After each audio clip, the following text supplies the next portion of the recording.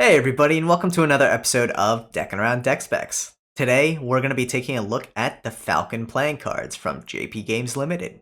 But before we jump into it, make sure to like the video and subscribe to the channel. And ring the bell. So this deck is printed by Cardamundi on their B9 Slimline stock.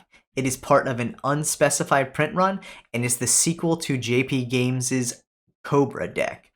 So, let's take a look. As you can see, the front of the tuck there has this beautiful gold foil on a black matte background there, and then there's this embossed falcon on the opposite side as well.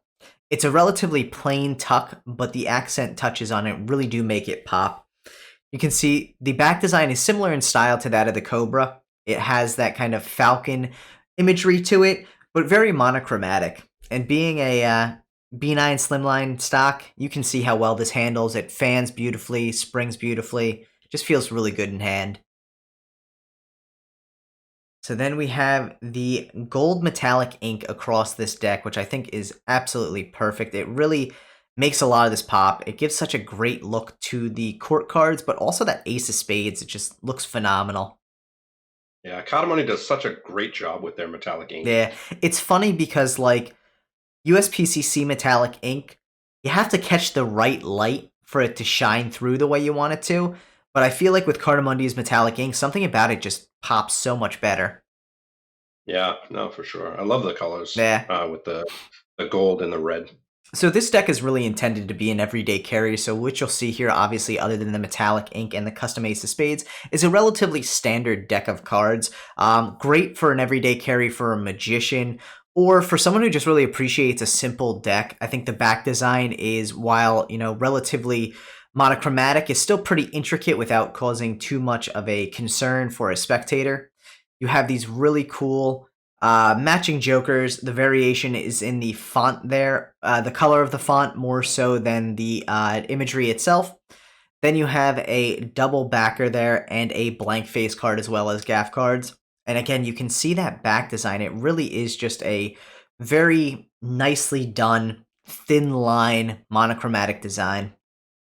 Yeah, I like how they kind of carried that design into the Jokers as well. Yeah, it really fits the deck well. It makes it a fun but at the same time usable deck.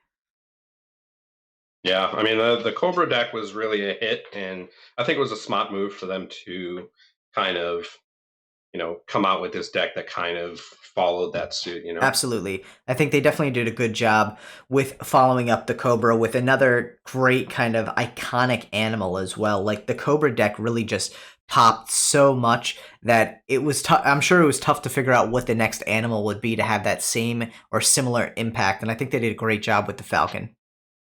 Yeah, I guess we'll see if there's another color variation in the future. That would be fun. And so for those of you who don't know, the original color variation was actually also a stock variation as well. So the black Cobras was on B9 Slimline, whereas the red Cobras were on just B9. So they were not crushed. Yep. Well, thank you everyone for checking out this episode of Deckin Around Deck Specs. Make sure to like the video and subscribe to the channel if you haven't already. We drop these every Tuesday, Friday, and Saturday. And make sure to go check out the Falcon Playing Cards at JP Games Ltd. Hey, Yeah. Todd. Peace. See you.